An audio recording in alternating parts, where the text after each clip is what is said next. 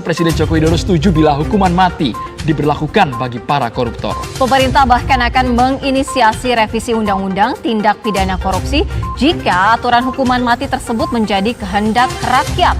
Selain itu, Presiden Joko Widodo juga akan mempertimbangkan terbitnya Perpu KPK setelah ada evaluasi menyeluruh terhadap Undang-Undang KPK. Jadi dalam satu tindak pidana korupsi, dalam Undang-Undang Tindak Pidana Korupsi nomor 3199 Jungto nomor 20 atau diubah dengan Undang-Undang nomor 20 tahun 2001, itu sesungguhnya pidana mati sebagai berdiri sendiri itu tidak ada. Dalam tindak pidana korupsi itu, dalam pasal 2 ayat 2, itu namanya ancaman pidana mati di dalam tindak pidana korupsi pasal 2 ayat 1 itu bisa dikenakan apabila itu sebagai pemberatan pidana ya. Jadi pemberatan pidana itu artinya apa? Pidananya sudah berat tapi berberat kembali dengan namanya adalah korupsi dengan syarat-syarat khusus ya. Ini saya kira istilah syarat-syarat khusus itu syaratnya apa? Syaratnya di situ dalam konteks pasal 2 ayat 2 penjelasannya menyebutkan apabila dia melakukan tindak pidana korupsi terhadap dana-dana tertentu gitu. Jadi kalau terhadap dana-dana tertentu itulah maka ada kemungkinan seseorang melakukan tindak pidana korupsi dalam pasal 2 ayat 1 bisa dikenakan ancaman sanksi pidana mati begitu.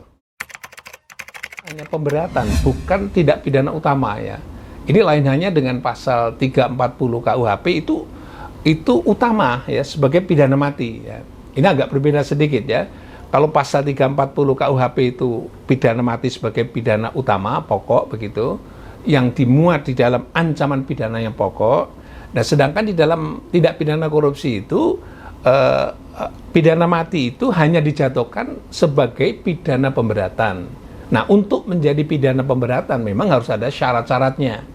Syarat yang ditentukan adalah bahwa itu apabila pidana atau pelanggaran tindak pidana terhadap pasal 2 ayat 1 dalam keadaan tertentu itu pidana mati dapat dijatuhkan. Ini kalimatnya kalimat mendatar ya. Jadi bukan sebagai ancaman yang serius, bukan, itu pidana mati dapat dijatuhkan. Nah, syarat keadaan tertentu itu apa? Apabila dana-dana tersebut yang dikorup itu, terutama yang terhadap dana yang dikorup itu, akan digunakan untuk beberapa hal. Yakni paling tidak ada 4 keadaan yang dapat dijadikan syarat untuk dijatuhkan pidana mati terhadap dana-dana. Yang pertama adalah dana itu dipakai untuk penanggulan dalam keadaan bahaya, ya. Penanggulan dalam keadaan bahaya. Jadi apa kata-kata bahaya itu? Sebenarnya bahaya itu dalam keadaan darurat ya. Darurat dalam arti keamanan gitu. Yang kedua, apabila dana yang dikorup itu adalah terhadap dana-dana yang tidak dipergunakan untuk rehabilitasi bencana alam nasional ya, bukan lokal ya. Bencana alam nasional. Kapan bencana alam nasional itu bisa terjadi? Apabila oleh presiden dinyatakan itu sebagai bencana alam nasional. Jadi kalau bencana alam lokal saja, misalnya dananya dikorup, itu tidak masuk di dalamnya. Dan yang ketiga, itu apabila dana itu dipakai untuk penanggulangan akibat kerusuhan sosial yang meluas. Yaitu kerusuhan sosial yang meluas ya terjadi misalnya clash antar kelompok masyarakat yang membuat terjadi kerusuhan gitu ya. Jadi biasanya kalau namanya bahasa hukum pidana, kalau kerusuhan sosial secara meluas itu disebabkan karena yang paling bisa memicu itu karena SARA ya. Dan yang keempat sebagai syarat tadi terhadap dana-dana yang hendak dipakai untuk penanggulangan krisis ekonomi dan moneter. Itu pun juga dalam konteks secara nasional. Itulah terhadap korupsi terhadap dana-dana yang hendak ditujukan kepada 4 keadaan tersebut ya. Kalau disimpulkan bahwa andai kata orang tidak melakukan tindak pidana korupsi, berapapun besar nilai yang dikorup tapi dana itu tidak dipakai oleh untuk kepentingan 1, 2, 3, dan 4, itu dalam bahasa hukumnya tidak bisa dijatuhi pidana mati, tidak bisa dikenakan pidana mati ya. Berapapun jumlahnya. Tapi kalau terkait dengan dana yang peruntukannya sebagai maksud pada 1, 2, 3, dan 4 yang saya sebutkan tadi, itu bisa dikenakan pidana mati.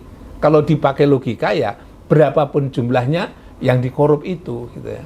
Ini kalau pakai bahasa hukumnya ya, tapi kalau nanti pakai landasan filosofis dan azas, tentu saja harus signifikan nilai atau jumlah harta atau jumlah dana keuangan negara yang dipakai untuk kepentingan bencana alam yang dikorup itu harus signifikan kalau itu terkait dengan nyawa manusia. Ya, saya kira itu syaratnya. Dan syarat yang kelima, ini syarat tambahannya, ini tidak terkait dananya, tapi terkait dengan pengulangan terjadinya tindak pidana. Kalau baik, yang terkait dengan masalah penegakan hukum tindak pidana korupsi itu, ujung terakhirnya itu berada di tangan majelis hakim. Nah, majelis hakim itu adalah pemegang kekuasaan kehakiman yang sesungguhnya dalam arti kata kewenangan yudikatif, dan oleh karenanya harus tunduk kepada pasal 24 ayat 1 sebagaimana yang sudah saya sebutkan, pemegang kekuasaan kehakiman merdeka dari kekuasaan manapun. Nah, untuk itu pemegang kekuasaan kehakiman itu palang pintu terakhir dalam masalah-masalah dalam penegakan hukum pidana terkait dengan tindak pidana korupsi ya. Seharusnya majelis hakim itu tegas, kalau itu bukan tidak memenuhi syarat-syarat sebagai tindak pidana korupsi, tidak memenuhi ketentuan kaidah hukum undang-undang terkait dengan tindak pidana korupsi, kalau ada jaksa mengajukan itu sebagai perkara tindak pidana korupsi, ya harus disikapi secara tegas bahwa itu tidak termasuk sebagai tindak pidana korupsi. Kalau itu pelanggaran perdata, perjanjian dan sebagainya, tegas saja hakim mengatakan bahwa itu bukan sebagai tindak pidana korupsi. Kalau itu terkait dengan pelanggaran hukum administrasi, bisa diselesaikan secara hukum administrasi, tidak harus masuk sebagai tindak pidana korupsi. Demikian juga dalam hal perjanjian atau yang lain. Kalau itu terkait dengan perjanjian kontrak misalnya, selesaikanlah berdasarkan hukum kontrak, jangan sampai dia dibawa masuk ke dalam ranah tindak pidana korupsi. Saya ulangi lagi, ini palang pintu berada di tangan hakim. Kalau hakim mentoleransi perdata kontrak administrasi dikorupsikan, itu kan bakal tata susun hukum pidana itu menjadi porak-poranda disebabkan karena tak ada batas mana hukum administrasi, tidak ada batas mana hukum perdata, tak ada batas mana hukum pidana. Jadi kalau itu yang terjadi akan berbahaya dalam konteks negara hukum Indonesia.